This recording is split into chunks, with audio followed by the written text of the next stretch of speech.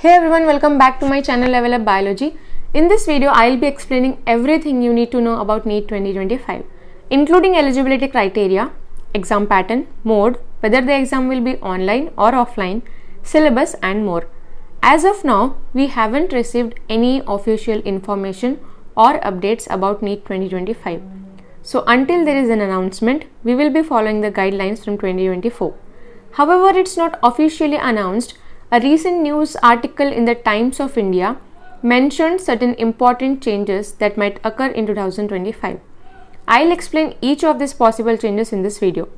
There is an important announcement about NEET Biology test series that helped my students to score 300 plus in Biology NEET 2024. I'll be sharing about this at the end of the video, so be sure to watch till the end.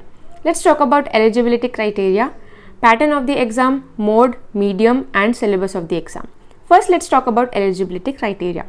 It means who can appear for this exam.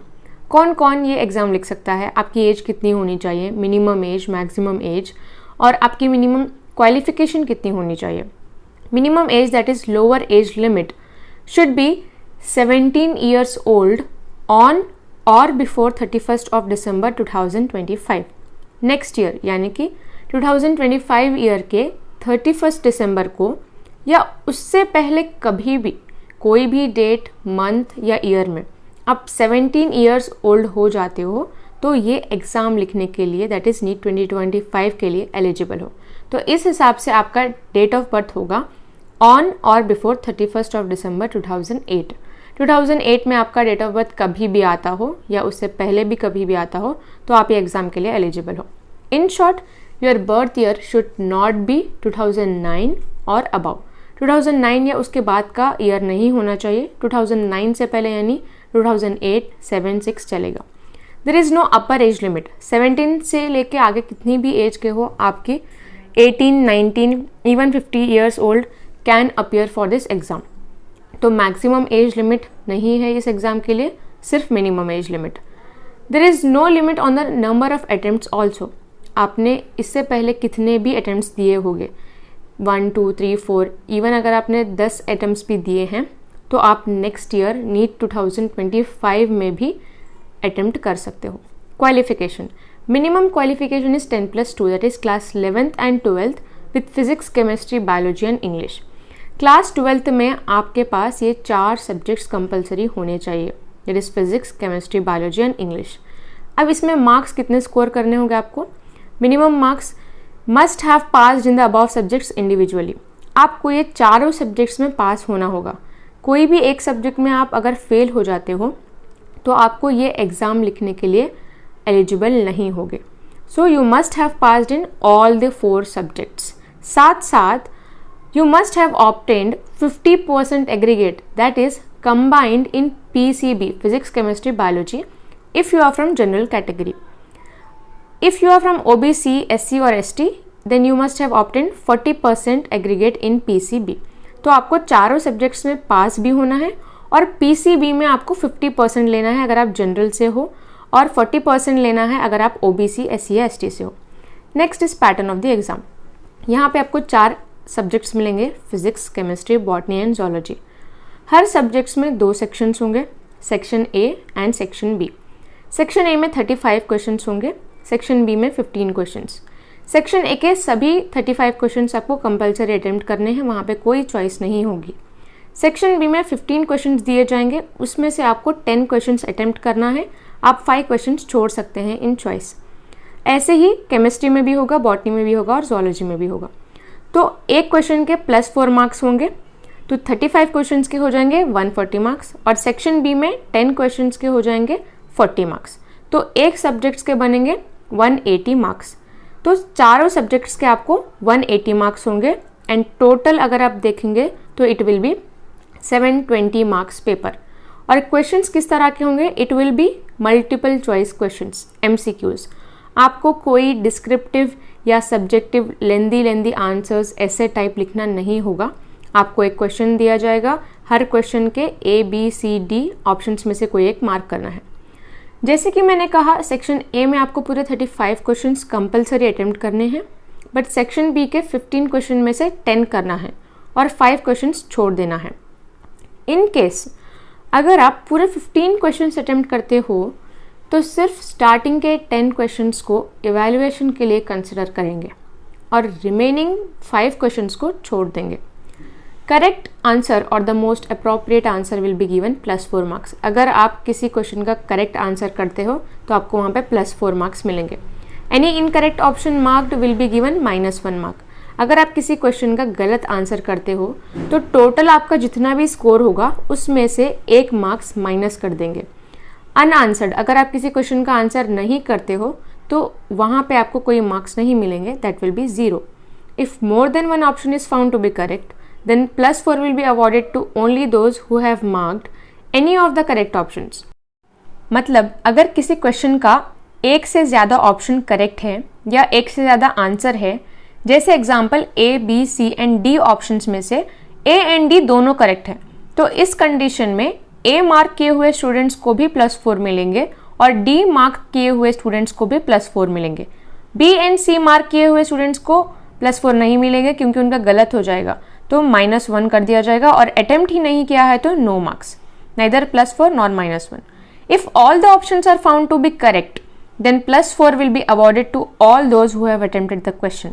मतलब कोई question, for example question number 4, इसके सारे options A, B, C and D correct हैं, तो हर वो student जिसने ये question attempt किया होगा उसको +4 मिलेंगे, चाहे किसी ने A किया हो, B, C या D किया हो।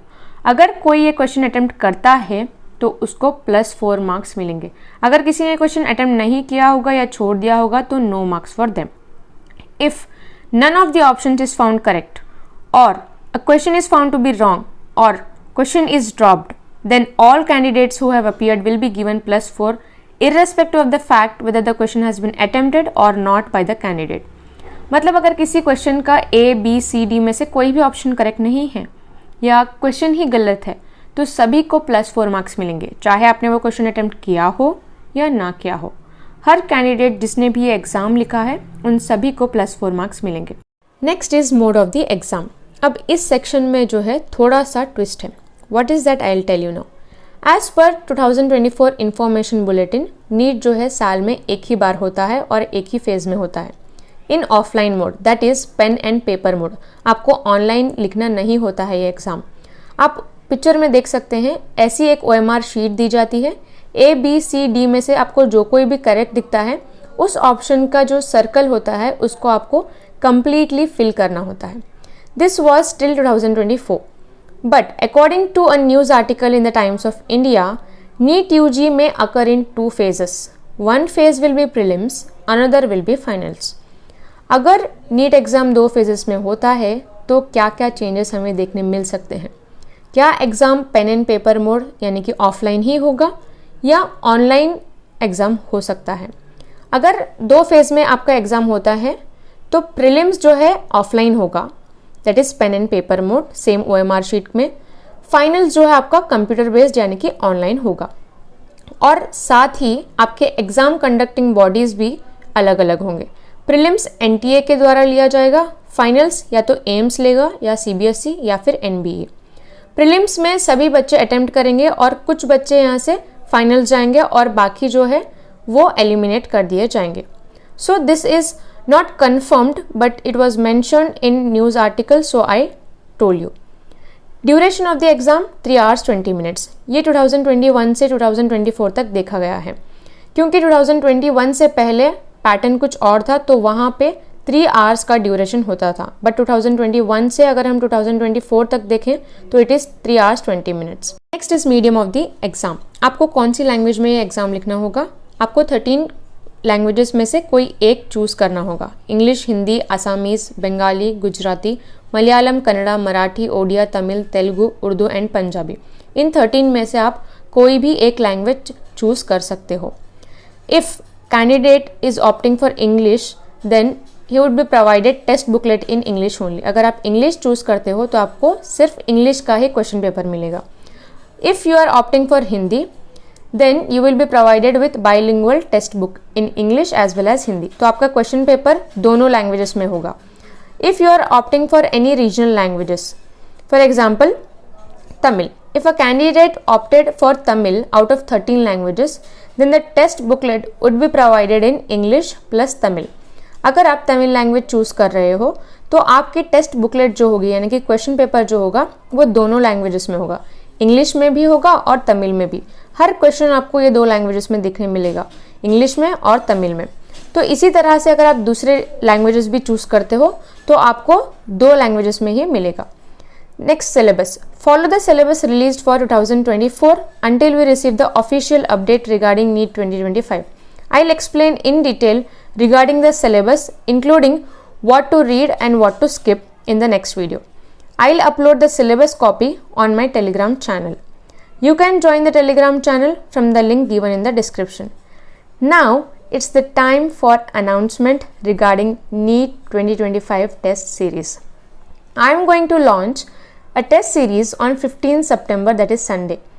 Whether it's online or offline, free or paid, and how to get access will be shared on Sunday morning 8 September. Don't forget to like, share and subscribe. See you in the next video.